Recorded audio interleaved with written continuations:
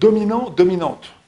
Dans les couples, il arrive qu'il y ait une personnalité qui soit très, très, très dominante. En général, c'est le monsieur, mais c'est pas vrai aussi que ce soit la madame. D'accord? Dominante, dominante. Le synonyme de dominant, dominante, quand il y a un couple et une personnalité très dominante, c'est déséquilibré. Et la suite de ce déséquilibre, bah, c'est un rééquilibrage. Après 5, 10, 15 ans, un jour, le conjoint qui était en situation d'infériorité dans ce déséquilibre, bah, il se relève. Il y a un rééquilibrage. Alors qu'est-ce qui se passe dans ce genre de situation très souvent? Il y a une crise dans le couple. D'un seul coup, il y a des tensions qui naissent. Bon, il y avait des tensions aussi avant, mais là, il y a beaucoup plus de tensions. Alors qu'est-ce qui se passe en fait?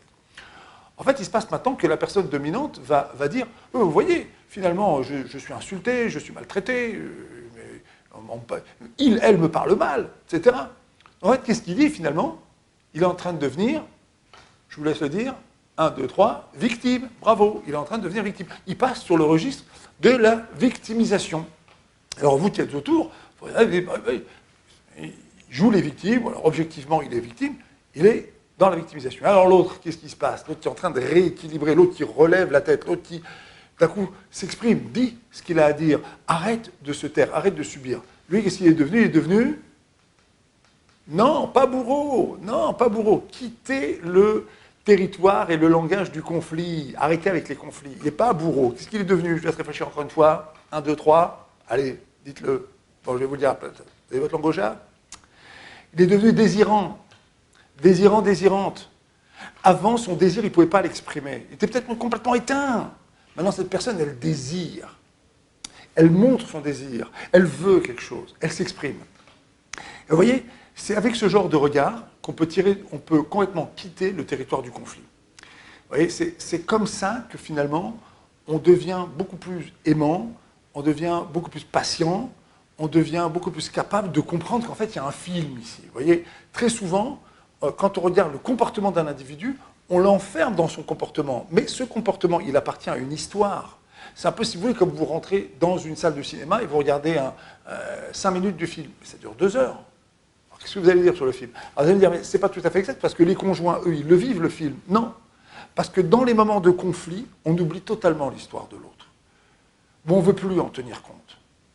Et donc, en fait, ces couples dominants, ces couples déséquilibrés, ces couples où il y a ce genre de configuration, eh bien, ce sont des couples, en fait, il va falloir que la personne qui, effectivement, tenait le devant de la scène, apprenne à laisser de la place. Et non seulement qu'elle laisse de la place, mais qu'elle veuille que l'autre prenne cette place. Alors très souvent, les gens disent « Mais moi je le voulais, je le disais, quand est-ce que tu vas t'exprimer ?»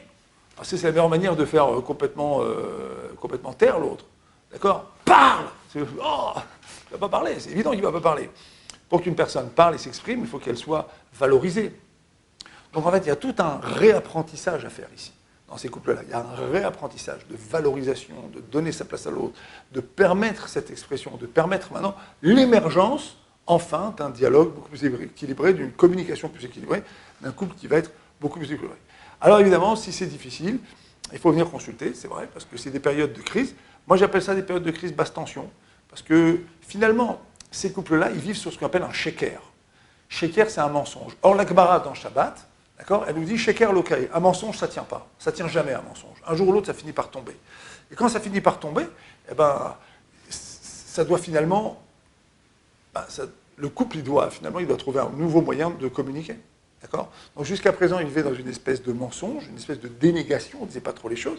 Là, maintenant, les choses sont en jour. Donc il est grand temps de rééquilibrer et de se faire aider. Si on a du mal à faire ça tout seul, c'est pas honteux. On y arrive mieux parfois quand on met une troisième personne dans un conflit. On crée une espèce de triangle où la troisième personne va être le réceptacle de ce conflit. Elle va permettre d'expliquer qu'en fait, on n'est pas tant que ça en conflit. Tout simplement, chacun est venu avec ses ustensiles, a fait ce qu'il pouvait jusqu'à présent. Et là, maintenant, pour qu'il y ait cette fameuse netina, ce don qui fait qu'un couple est un couple, ben, il faut un peu regarder les choses différemment. Voilà, on a donné une clé, on se retrouve très bientôt.